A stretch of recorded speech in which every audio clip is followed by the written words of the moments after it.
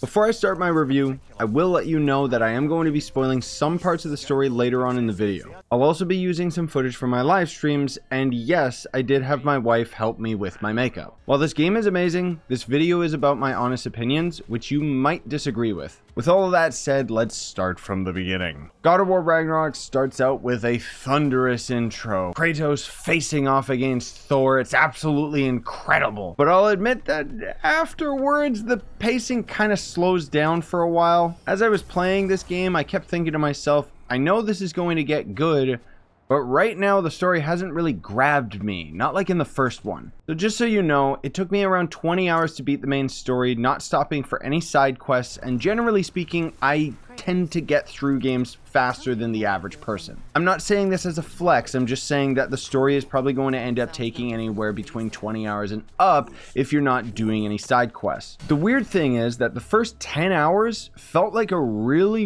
long tutorial to me. And the story for that first 10 hours was kind of meh. Like, you'd be introduced to new characters and they'd disappear after 10 minutes over and over again, and oftentimes you wouldn't even see this character make a return until the end of the game. Usually they were just introduced to push some narrative later, or you would never see them again because they were only there to unlock some individual side quests that I didn't do because I was rushing the main story. Like, I hate to say it, but outside of the intro, I thought the story was just severely lacking something. But anyways, let's move on to the later half of the game. This is where I'm going to end up talking to you guys about a little bit of a spoiler, so if you're not interested in getting anything spoiled, you can stop the video right now and play the game yourself. After about 10 hours of playing, the story suddenly takes a huge turn, with Atreus becoming a fully playable character. The story up to this point was slowly putting a wedge between him and his father Kratos. And so Atreus decides to join up with Odin for a little while and kind of help him discover what this weird realm terror thing is that can predict like the future or something. Either way, from this point on, the story was just fantastic. Like, it still introduced characters a little bit too rapidly for me, but overall I enjoyed the story until the very end. Now, before I talk about the gameplay, I wanted to mention that Ragnarok has a different director than the first game,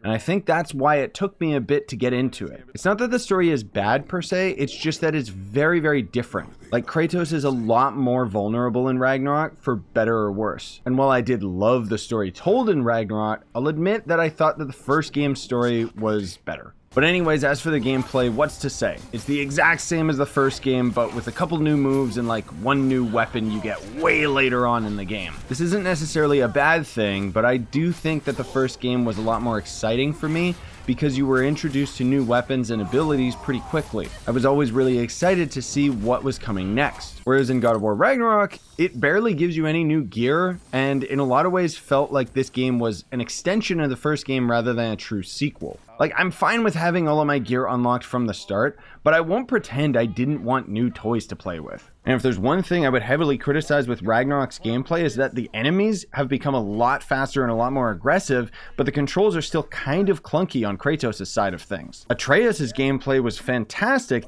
and really matched the flow of the new combat and new enemies. But you never end up like fully unlocking Atreus as a playable character. It's more so just because of story narrative. I don't think it would have bothered me as much if there was some more effort put into quality of life changes from the first game to the second game to make it feel a little bit more distinct. Why do I still have to come to a complete stop to pick up health and rage orbs? Why can't I just open up my map and fast travel anytime I want? Why do I still have to waste 10 minutes of my time traveling from one location to another on foot? On top of the fact that I'm fighting a bunch of respawned enemies that I just defeated when I was going here in the first place. All of these were minor gripes in the first game because it was the first game to do this. In a sequel, I kind of expect a little bit more. I expect them to, at the very least, address a lot of the quality of life problems that they couldn't address in the first one. Overall, the gameplay only really has two modes though, which is walking or combat. Combat was already refined in the first game and doesn't change too much in Ragnarok. If it ain't broke, don't fix it. But I did feel that you fight a little too much in this game. Like, you gotta remember that I was just rushing the main story. This is without even tackling any of the side content, which most of that is just involving fights as well. But out of my 20 hours of rushing the main story, it was cutscenes and walking and fighting just interrupted both of those. Like, I get it. This game is a story-driven brawler, but a lot of the fights just, I don't know, like, it just didn't really feel necessary. Like, oh, I'm in the middle of a conversation with this character and they're talking about something really interesting. Oh, look, it's one of Odin's henchmen. Oh, I killed them. Now let's get back to the main story as if nothing happened and our characters won't even react to the fact that we just killed someone. I guess when I think about it, it's not that I had a problem with there being too much combat, it's that the combat didn't really end up lining up with the narrative. Like in the first game, I was perfectly fine fighting a troll over and over again because the story led up to me fighting a troll. God of War Ragnarok gives a very, very convenient lame excuse early on that, oh, these are Odin's creatures. They resurrect constantly and will appear all over the entire world. It doesn't matter what region you're in. Which to me, I'm gonna admit, that's such a lame plot device to end up just having a bunch of copy and paste enemies anywhere in the map that aren't in theme with the area that you're in. While my opinion might sound harsh, I'm the type of person to call it like it is. Ragnarok is an incredible game, no question, but there's definitely some room for improvement. It's not the holy grail of video games like everyone's acting like it is. Like, I hate to say it, but I don't think God of War Ragnarok would be nearly as popular as it has been if this year wasn't just so bad and lackluster for video games as a whole. Like, we ended up having a handful of games, but let's be real here, we had Elden Ring earlier in the year, and then there was just nothing until God of War Ragnarok. And by saying that, I'm not trying to take anything away from the true accomplishment that this video game is. I'm just trying to put some perspective out there, man. I feel like a lot of people are getting a little too swept up in the hype, acting like this is the greatest game ever created, when the harsh reality is that God of War Ragnarok is almost identical to God of War 2018. Like, it's not necessarily a bad thing,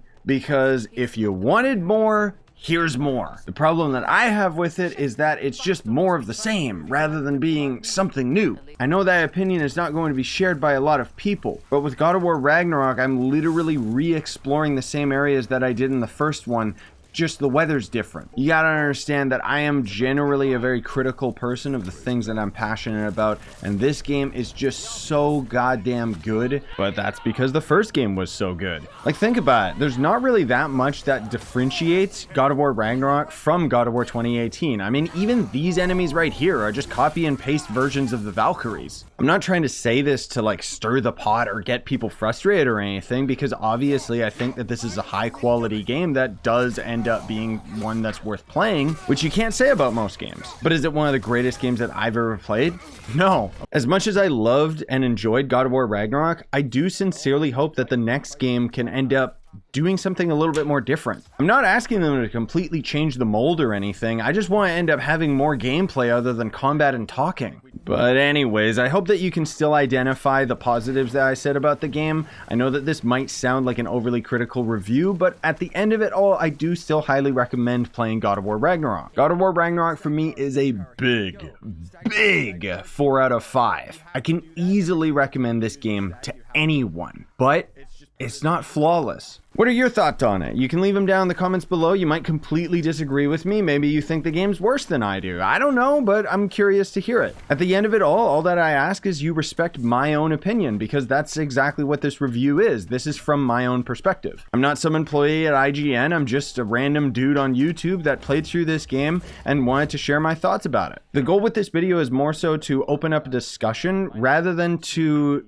tell you should buy the game or deter you from not doing so. My hope is that by sharing my opinion, you can come to your own conclusion of whether or not you think this is a game for you. But at the very least, what I'm hoping to communicate is that this game is worth your time and it is worth your money.